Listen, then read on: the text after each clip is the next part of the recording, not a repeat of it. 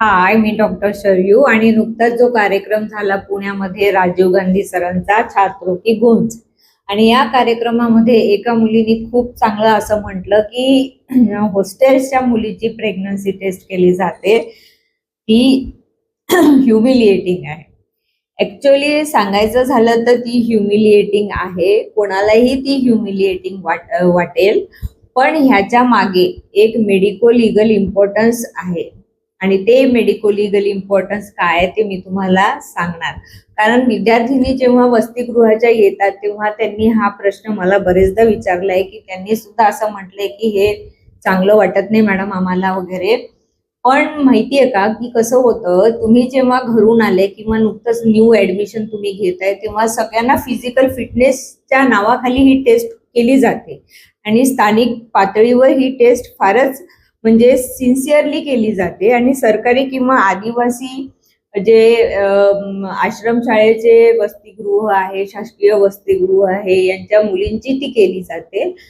आणि ह्याच्या मागे काहीतरी केसेस अशा झालेल्या आहे की जिथे हॉस्टेल्समध्ये काही मुली डिलिव्हर झाल्या आहे की अचानक प्रेग्नंट आहेत म्हणून ह्या निदर्शनास आलेल्या आहेत. तर ह्या सगळ्या गोष्टींमुळे ही आता 13 मे 2025 पासून ह्या सगळ्या गोष्टी खूप सिरियसली घेतल्या जातात.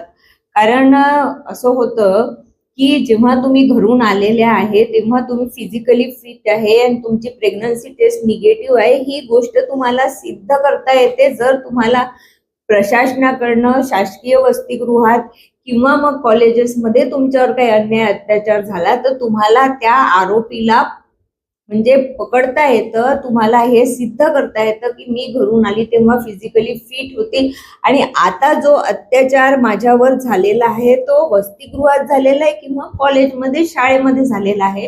हे तुम्हाला सिद्ध करण्यासाठी फार मोठी आवश्यक अशी बाब आहे. कारण त्या ज्या प्रेग्नन्सी टेस्टची फिजिकली फिटनेसच्या नावाखाली जी घेतली जाते त्याची शासकीय रुग्णालयात त्याची एक नोंद असते आणि तेव्हा तुम्ही सांगू शकता की मी जेव्हा घरून आली तेव्हा मी अशी होती, आता माझ्यावर अन्याय अत्याचार जो झालेला आहे हा प्रशासकीय या बॉडीतनं कोणातनं तरी झालेला आहे किंवा कॉलेजेस शाळेतल्या लोकांकडनं झालेलं आहे, हे तुम्हाला सिद्ध करता येतं कायद्याने. आणि म्हणून हे मेडिको लिगल इम्पॉर्टन्स खूप जास्त या गोष्टीला आणि मला असं वाटलं की वसतिगृहाच्या मुलींना मी हे सांगितलंच पाहिजे की जरी हे ह्युमिलिएटिंग आहे तरी पण ह्याला हे महत्व आहे की ज्याच्यामध्ये तुम्ही स्वतःला घरून मी आली तेव्हा मी निर्दोष आहे, माझं असं काही झालेलं नव्हतं, आता ते झालेलं आहे हे तुम्हाला खूप ठोस रीतीने सांगता येतं.